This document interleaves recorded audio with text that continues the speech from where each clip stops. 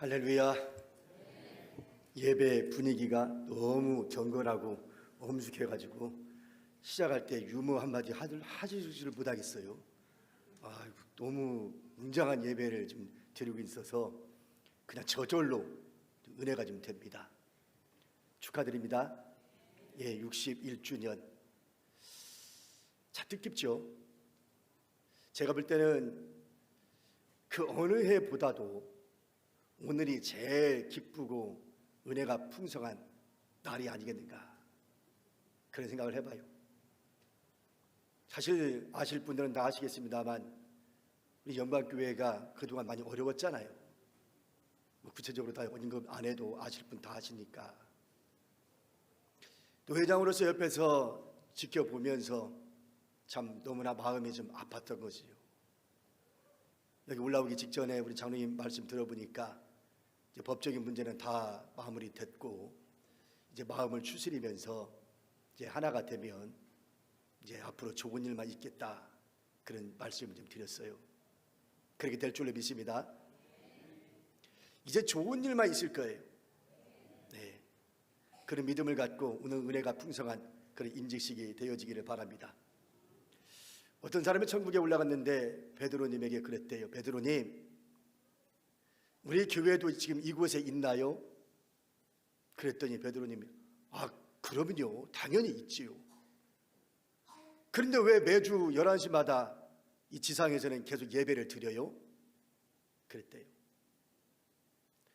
지상에서나 천국에서나 교회는 변함없이 하나님을 찬양하는, 예배하는 곳이니까 언제나 우리는 하나님의 은혜 가운데 유지되는 것이 교회인 줄로 믿습니다. 시골 마을에 교회가 없어서 외부에서 들어오셔서 교회를 짓겠다고 낡은 손도끼, 조금만 지나고 나면 그 도끼 자루마저 빠질 법한 그런 도끼를 가지고 층이 나무를 베어면서 교회를 짓겠다고 나섰습니다. 오래된 얘기지만 참 뜻깊은 일을 한다 싶어서 동네 사람들 가만히 보니까 참 노력하는 것이 너무 가상스러워서 좋은 도구를 좀 하나 선물하고 싶다고 찾아와서 이야기를 했어요. 그랬더니 그분이 이렇게 이야기합니다. 하나님께서 이 낡은 손도끼로도 이 성전이 지어지는 것을 기뻐합니다. 중요한 것은 도구가 아니라 하나님의 손길입니다. 할렐루야. 그래요. 하나님께서 우리 교회를 지금까지 인도하시고 61년 세월이라는 세월 동안 인도하신 것은 바로 하나님의 은혜의 손길인 줄로 믿습니다. 그냥 저절로 이루어진 것이 아니라는 얘기죠. 참으로 어려운 일이 많았어요.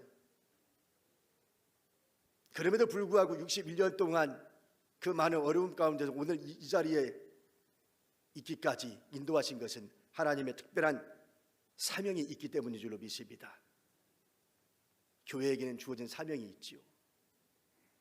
에베소서 오늘 본문 말씀 2장 19절부터 22절까지 읽었습니다마는 특별히 오늘 읽었던 말씀 중에 20절과 21절에 말씀에 보면 이렇게 되어 있어요. 너희는 사도들과 선지자들의 터 위에 세우심을 입은 자라. 그리스도 예수께서 친히 모퉁이 돌이 되셨느니라. 그의 안에서 건물마다 서로 연결하여 주 안에서 성전이 되어 가고. 이 말씀을 가만히 바라보시면 교회는 스토리가 있다는 거예요. 역사가 있다는 거예요. 어느 날 갑자기 오늘의 교회가 이루어진 것이 아니라 시대마다 장로님들을 세우시고 권사님들을 세우시고 또 성도님들을 세우셔서 오늘 여기까지 왔다는 얘기예요. 사도들과 선지자들의 터 위에 세우심을 입은 거라고 그렇게 이야기하고 있잖아요. 절대로 우연히 오늘의 교회가 이루어진 것이 아니라는 거예요. 이미 여러분들은 다 아시겠습니다만은 이거를 인정할 수 있기를 원합니다. 과거에 우리의 믿음의 선진들 얼마나 힘들고 어려웠던 시절이 있었는지 그 모든 시절을 다 이겨내고 오늘의 교회를 이루어진 거예요. 할렐루야. 그러니까 얼마나 값진 거예요. 어느 날 갑자기 된 게 아니니까. 근데 왜 이렇게 됐을까요? 거기에는 분명 뭐가 있다? 하나님의 사명이 있다. 영광교회도 61년 동안의 지역사회를 섬기면서 지역에 죽어가는 영혼을 살리기 위해서 그동안 얼마나 많은 애를 썼는지 여러분 다 잘 알고 있으리라고 봅니다. 시대가 아무리 변하고 상황이 아무리 변하고 문화가 아무리 변한다 할지라도 교회에 주어진 사명만은 변함이 없을 줄로 믿습니다. 오늘 제가 새신자 시리즈 설교를 이제 거의 막바지를 달리면서 오늘 새신자 분들에게 전도에 대한 설교를 좀 했거든요. 여러분들이 누군가의 전도를 받아서 오늘 이 자리에 와서 예배를 드린다면 이제 은혜 받았으면 나 또한 빚진 마음으로 다른 사람들에게 전도해야 되지 않겠냐라고 하는 그런 내용을 전했어요. 많은 사람들이 시대가 어떤 시대인데 전도가 먹히냐고, 현상 유지만 해도 잘하는 거라고, 그래서 전도하는 것 자체를 의욕을 꺾어버리는 경우가 얼마나 많은지, 또 목사님들 중에는 여러 번 해봤는데도 불구하고 안 되니까 그저 체념 속에서 도전 의식도 사라지고 살아가는 사람들이 얼마나 많은지. 그러나 여러분, 우리의 교회의 사명은 아무리 시대가 변화도 살아있는 줄로 믿습니다. 그것은 뭐예요? 영혼 구원이죠. 가장 중요한 교회의 사명, 영혼 구원. 1912년 타이타닉호가 물에 잠기게 되었습니다. 그 타이타닉호에는 존 하퍼라고 하는 목사님이 타고 있었습니다. 그 거대한 배가 좌초되어져서 침몰해 가는 중에도 이 하퍼 목사님은 마지막 숨이 거두어지는 순간까지 그 구명조끼를 다른 사람을 하나 살리겠다고 넘겨주고 자기는 싸늘하게 시시되어가는 그 마지막 순간까지도 예수 믿으시라고, 여러분들 예수 믿으시라고 그렇게 복음을 전했습니다. 비록 세상을 떠났지만 그의 울림은 살아남은 많은 사람들에게 울림이 되어져서 오늘날까지도 전해지고 있습니다. 이게 뭐예요? 교회의 사명이라고 하는 겁니다. 이 사명을 우리는 무슨 일이 있어도 변함없이 펼쳐나가야 할 줄로 믿습니다. 오늘 장로님으로 임직받는 여러분, 장로의 임직이라고 하는 것이 얼마나 무겁고 책임감이 있는지는 이미 배워서 아실 겁니다. 미국의 16대 대통령 에이브리함 링컨은 참으로 하나님 앞에 엎드려 무릎을 꿇고 기도할 수밖에 없었다라고 이야기합니다. 왜냐하면 매사에 어떤 무거운 결정을 내릴 때마다, 이 결정을 내릴 때마다 그 무거운 책임감 때문에 힘들었다고 그럽니다. 그래서 무릎을 꿇을 수밖에 없었다라고 얘기해요. 왜냐하면 지혜는 사람에게서 나오는 것이 아니라 하나님께로부터 온다는 것을 믿었기에 무릎을 꿇을 수밖에 없었다. 오늘 임직받는 우리 장로님들, 오늘은 아브라함 링컨처럼 매 순간순간마다 무릎을 꿇고 하나님을 의지하고 하나님께서 주시는 지혜를 가지고 목사님을 돕고 교회를 섬기는 그런 분들이 되어지기를 원합니다. 왜냐하면 우리가 우리 마음대로 우리의 힘으로 할 수 없기 때문에 그래요. 우리의 지식으로 할 수 없기 때문에 그래요. 철저하게 우리 하나님의 도우심이 없으면 불가능하기 때문에 그래요. 그래서 무릎을 꿇고 우리는 살 수밖에 없어요. 그래서 우리에게 주어진 그 사명을 감당할 때에 하나님은 의의 면류관이 준비되었다고 분명히 말합니다. 디모데후서 4장 7절과 8절에 보면 나는 선한 싸움을 싸우고 나의 달려갈 길을 마치고 믿음을 지켰으니 이제 후로는 나를 위하여 의의 면류관이 예비되었으므로 주 곧 의로우신 재판장이 그날에 내게 주실 것이며 내게만 아니라 주의 나타나심을 사모하는 모든 자에게도니라. 그렇게 말했어요. 이 땅에서 우리가 하나님의 일을 감당함에 있어서 반드시 우리는 의의 면류관이 예비되었음을 믿습니다. 우리 모두가 이 세상에 살아가는 사람들이 상을 바라보고 살아가는 것처럼 경계하는 사람들이 우리도 믿음 안에서 주님이 주시는 의의 면류관을 바라보고 살아갈 수 있기를 원합니다. 이왕에 예수 믿을 바에는, 안 믿을 거면 몰라도 이왕에 예수 믿을 바에는 의의 면류관을 받을 수 있기를 원합니다. 그냥 부끄러운 구원이 아니라 의의 면류관을 받을 수 있으면 얼마나 좋을까요? 그런 꿈과 희망을 가지고 우리에게 주어진 그 사명을 감당할 수 있기를 바랍니다. 자, 그렇다면 이제 앞으로 하나님은 우리 영광교회를 바라보시는 그 미래의 소망이 뭘까? 저 개인적으로 생각을 해봤어요. 개인적으로 61년이라는 세월 동안에 그 많은 어려움 가운데서도 오늘 여기까지 인도하시고 이끌어 오신 우리 하나님은 과연 영광교회를 향하신 하나님의 뜻은 뭘까? 뭐 우리 김명찬 목사님의 비전이 여기 있을 테니까 그거는 제가 뭐라고 못하고 제가 개인적으로 생각을 해봤습니다. 제가 노회장이 되기 전에 장로신문사에서 연락이 왔어요. 목사님이 차기 노회장 되신다면서요? 예, 신문에 좀 글 좀 써주십시오 그러더라고요. 그래서 연속 3번에 걸쳐서 글을 좀 썼습니다. 그 중에 하나가 뭐냐면 교회에 관련된 이야기였어요. 이 땅에 많은 교회들이 있잖아요.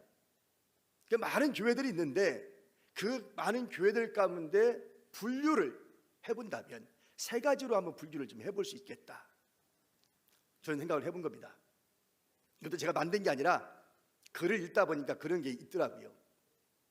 첫 번째가 뭐냐면 목회자가 열심히 하는데, 앞에서 목회자가 열심히 이끌어 가는데 마지못해서 성도들이 따라오는 교회가 있다, 수동적으로. 이게 첫 번째 교회예요.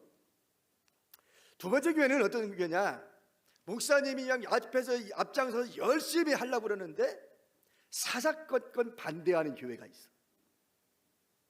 이게 두 번째 교회예요. 그 다음에 세 번째 교회는 뭐냐, 성도들이 앞장서서 열심히 하고 뒤에서 목사님이 밀어주는 역할만 하는 교회, 이 세 번째 종류의 교회다. 자, 마지못해서 수동적으로 따라하는 교회가 1번이에요.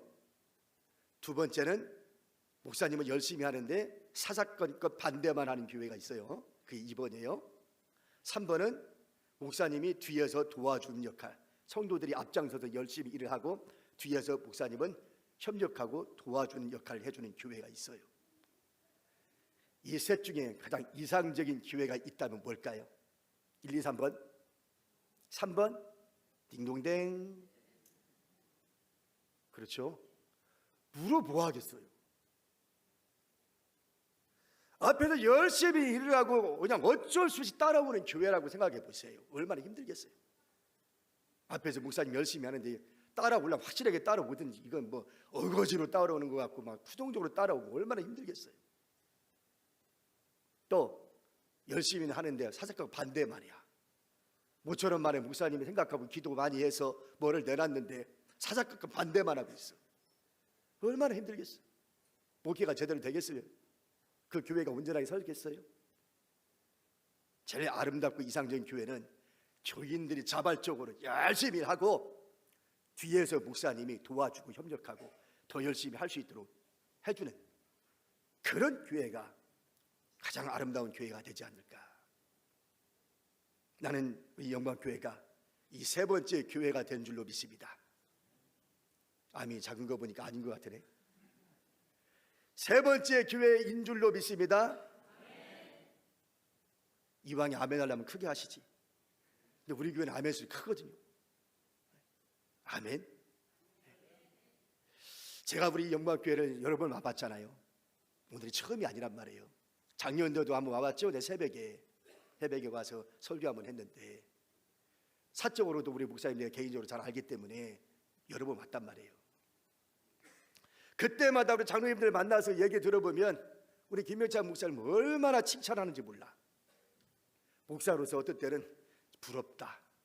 저렇게 장로님들이, 담임 목사님은 저렇게 칭찬하는 얘기를 들어보면 참 부럽다. 같은 목사로서 그렇게 열심히 한다는 거예요. 그렇게. 근데 그 얘기를 들으면서 제가 한순간 무슨 생각이 들었냐면, 좋긴 한데 마음 한구석에는 약간 염려가 되더라고요. 왜냐하면 그때만 해도 목사님이 오신 지 얼마 안 됐던 시절이기 때문에 사적으로 만나서 그랬어요. 목사님 열심히 하는 건 좋은데 조금 천천히 하세요. 그러다가 건강 잃고 나면 아무 소용없습니다. 건강 챙기면서 천천히 하세요. 근데 그 말씀을 드렸거든요. 네. 그래요, 여러분. 하여간 우리 이 영광교회를 하나님이 바라시는 교회가 어떤 교회로 만들려고 그러냐면 성도들이 열심히 자발적으로 열심히 하고 뒤에서 목사님이 서포트하고 도와주면서 아름다운 교회, 좋은 소문나는 교회, 그런 교회 만들어지기를 바랍니다. 데그 해머슐드라고 하는 사람이 있습니다. 1950년대 유엔 사무총장을 지냈던 분이거든요. 이분의 일기 속에 이런 얘기가 있어요.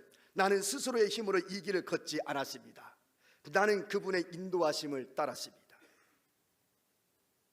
유엔 사무총장을 겪었기 때문에 얼마나 힘들겠습니까? 근데 나는 내 힘으로 온 게 아니었다고 말합니다. 하나님의 인도하심을 받고 왔다라고 이야기해요. 그분의 일기 속에서 말이죠. 61년이라는 세월 동안 참 많은 변화를 겪고 오늘 여기까지 오셨는데, 앞으로 하나님 앞에 영광을 돌리는 그런 교회, 하나님이 기뻐하시는 교회인 줄로 믿습니다. 특별히 오늘 임직을 받는 우리 장로님들, 목사님을 도와서 또 열심히 또 교회를 섬길 때에 일꾼 잘 뽑았다, 일꾼 잘 세웠다, 그런 소리 들을 수 있는, 그래서 아름다운 영광스러운 교회, 그런 교회 되어지기를 이 말씀으로 축원합니다. 은퇴하시는 권사님들 정말 수고 많으셨어요. 눈물과 땀과 헌신, 그것이 오늘 보상받는 날, 하나님 앞에 상 받는 날, 그때 하나님에게서 큰 위로를 받을 수 있기를 축원합니다.